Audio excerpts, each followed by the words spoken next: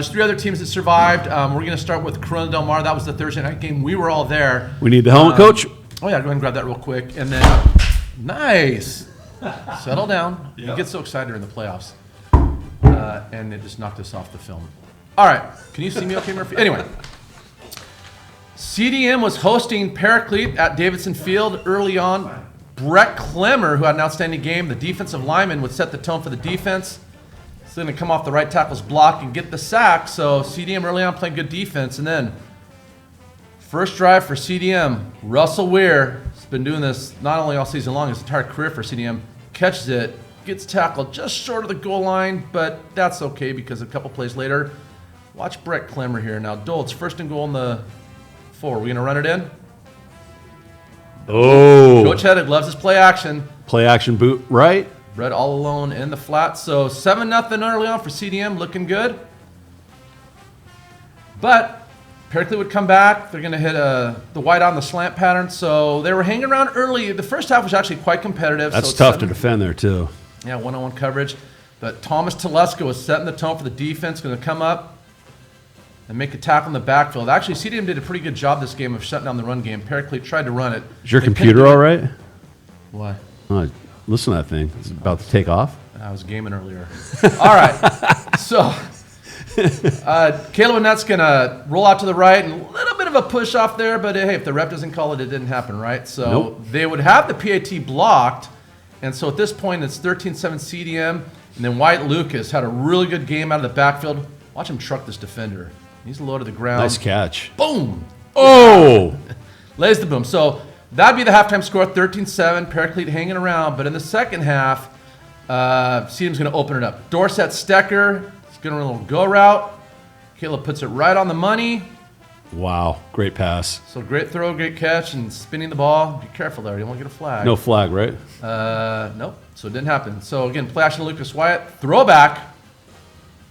And just, Coach Heddig is good at anybody. CDM runs that screenplay. Awesome on that it's throwback. Tough to defend. So 97, starting a little breathing room, and Colin Penne. He's done this before, and he does it again. Onside kick, gets the bounce, recovered by CDM. So, you make these halftime adjustments if you're Paraclete thinking you're going to get the ball. Now, a couple plays later, you're going to be down big. So watch this outside linebackers bite on the run action. I mean, completely. Oh, nice pull. Caleb Annette. Now, and Hunter, you know about this blocking downfield in the open field. It's hard because you're so instinctively want to just grab the guy. Yeah. But watch Russell. He does a good job. He's blocking him, but he's not grabbing jersey. He's kind of block just enough to, get in the way. And it doesn't have to be a kill block, just enough to prevent the defender from making the play. So at that point, it's 26-7. CDM starting to pull away. And again, Wyatt Lucas, get that ground game going. He's going to find the gap and hit it. Nice job by the offensive line. Great cut back there by Wyatt Lucas, recognizing that open field. And watch tight end Zach Julia blocked down, and then Breck, again, another big game for him. He's going to kick out that end. And then Owen Sanders is going to lead up for Caleb. And that's just textbook blocking. Everybody doing their job. So now at this point, it's 33-7. CDM starting to run away with it. Well, they're starting to get in their comfort zone. And again, Paraclete tried to get things going, but Emerson right here, Tingley, is going to come off the block. And you got 4, 5, 6 defenders just playing swarm defense. Right, they're looking for the double pass there, Paraclete was. And so Paraclete would score. They're going to go for a 2-point conversion. It's kind of an interesting little concept here. Reverse, throwback. I kept that highlight in there just because I like the play. But anyway, so they pull it to 20. It's getting interesting. So it's coming next onside. Right. Probably one of the loneliest positions on the field is being the up man on the hands team. You're on that, right, Hunter? Yeah. Are you, Jack? No, I'm on the onside.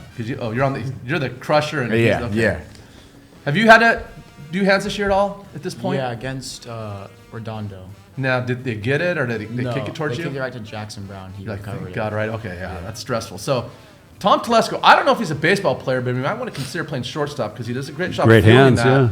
And I'm telling you, that's not easy. And then from there, Owen Sanders, they go 3 deep at running back between Lucas, Penny, and Sanders. Breaks some tackles, gets in there, and again, now you're starting to see CDM pull away. Game was tight and competitive early. 45-15 would be the final. We actually had a chance after the game to catch up with Dorset Stecker. Cole, would you please turn the volume up? We good? All right, let's hear what Dorset had to say. All right, this is Taryn Rodriguez of Sunset Rewind with Dorset Stecker of Corona Del Mar football, following his team's 40-21 victory in the CIF Southern Section playoffs over Paraclete. All right, Dorset, it was a big win for you all as you pulled away in the second half. What were the keys to pulling away from a scrappy Paraclete team? Caleb played a great game. Our defense really held them to 15 points. O-line held up, which we had been struggling with lately, but we've been a lot better lately. And receivers did their job, and yeah. Now, having a quarterback like Caleb Annette, what's it like having him as a quarterback? It's great. He makes great reads. He makes great throws. He has a really good arm, and he's great in general. And then Russell Weir, having him as a wide receiver 1, as well as you as kind of like a wide receiver 1.2. What can you say about Russell and you being like the dynamic duo? I've learned a lot from Russell. He's taught me a lot, especially like getting off the ball and routes in general. He's taught me a lot in general. He's a great receiver, and hopefully he plays the next level. Now, it was a little bit of a rough finish in the Sunset League, but you're in the playoffs, you're advancing to the quarterfinals. It seems like the quarterfinals and you are basically going hand to hand. What's that feeling like advancing to the quarterfinals? The feeling's great. I mean, it's my first playoff run because last year I had an injury, but this year I'm super excited to continue on this playoff run and play for the seniors. Now, next up, you've got St. Paul or Santa Barbara. Do you have plans to like scout them, or what's the game plan tomorrow for them? Yes, absolutely. Right when I get home, I'm going to study and watch that film. Dorset, thank you for your time. Congrats on the win. Monster game for you. Good luck next week. Thank you.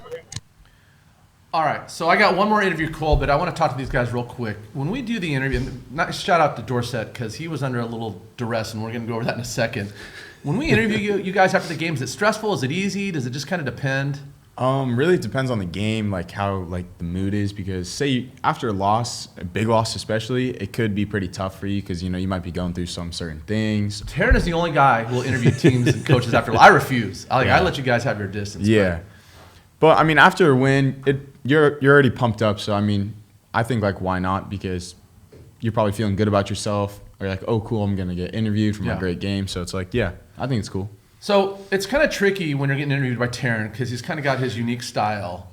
So Dorset had to endure that. But then I want you to watch the background because I caught this on film. He's trying to concentrate. Listen to Taryn. Now here's his teammates clowning him while Taryn's trying to ask questions. You're advancing to the quarterfinals. It seems like the whole time, all 2.5 minutes. Are basically going hand in hand. That's impressive, Dorset. Nice job, Dorset. Speaking of which, let's go to stickers. Yeah, what do we I got might for give a stickers sticker this just week? for that. So CDM emerges victorious 40-21. They will go to Santa Barbara next week. We'll talk about that on the fan zone, though. So who do you got for stickers this week, Coach? White Lucas didn't have a monster game statistically, but I'm telling you, sometimes you can just see somebody's presence in terms of their impact. He had some nice catches. He had some big runs when they needed it. And like I said, they're 3 deep at running back. And as you go deeper in the playoffs and the wear and tear, I mean, you guys know what it's like, the physical component just holding up. Mm-hmm. To have 3 running backs who you can count on is a big deal. And I thought he had a good game, so I'm going to give him my sticker. I'm going to have to go with Brett Clemmer. You talk about a Mr. Everything type guys like Mason York from Edison. Brett Clemmer had a sack. He had a touchdown. And he had an onside kick recovery. So, dude, he's doing everything on the field for the Sea Kings. So, well, that's another position they're 3 deep at, tight end. Yeah. I mean, they've got some. Do you know any CDM guys? Are you friends with any of them? Or? Not really, but that was our main thing that we had to focus on was their tight ends when we played them. When you were breaking down the film, it's a problem, and they're tall. So, because you play defense too, right? You play a little corner safety sometimes. I play a little bit. So those tall guys gets a little tricky. Yeah.